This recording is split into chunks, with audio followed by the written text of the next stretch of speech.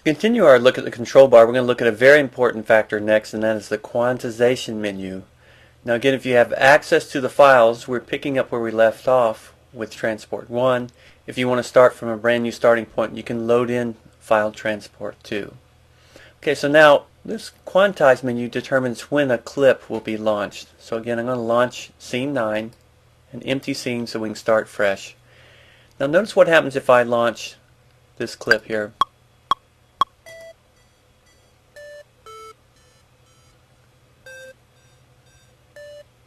Now when I launch this next clip, it's not going to take over until the next bar. So I'm after bar 8. It'll come in on 9.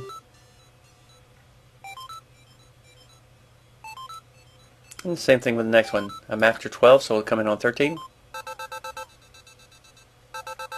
And back to this.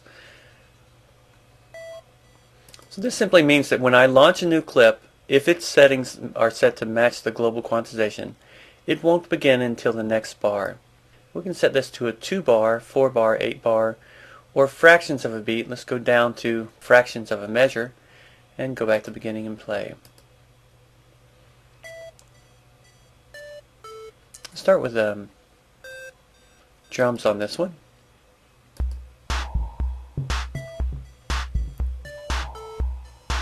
Then when I launch this next clip, it'll take over on the next beat.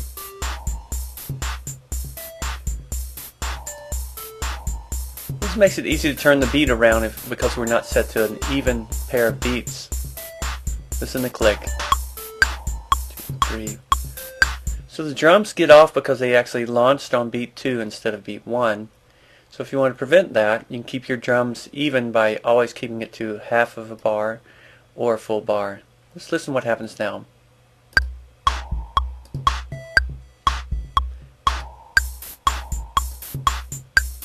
No matter when I launch them, 2 and 4 are always maintained. So as far as the global quantization goes, you want to be careful not to go below a half a beat, and often we leave it at 1. Now there's some additional settings we'll be talking about later when we talk about a clip's launch mode that relate to this setting. So keep your ears open for that. Next is the draw mode. I'm going to return to arrangement just for a moment. And let's look at draw mode. When we go to draw in data, whether it's on the clip or in the arrangement itself, we can enter in freehand points and make adjustments. But once you enter in draw mode, then all your drawing is locked into your current grid. Watch what I mean.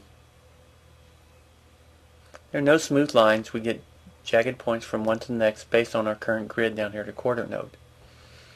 So draw mode locks you to a timing grid for musical synchronization, and non-draw mode makes it easy to do smooth lines for free feeling things. So here we see some non-draw mode data, and here we see draw mode. So clearly we can combine the two, but again, draw mode will allow you to do that. The key command for that is Command B, as you can see down in the info section. Command B is toggling that on and off. We also have some key commands for the quantization or global quantization. In Command 8 takes us to a quarter note. Command 9 takes us to a bar. Command 0, nothing. So it decreases from 0, 9, 8, 7, 6. Okay, those are your key commands for the global quantization and for draw mode on and off.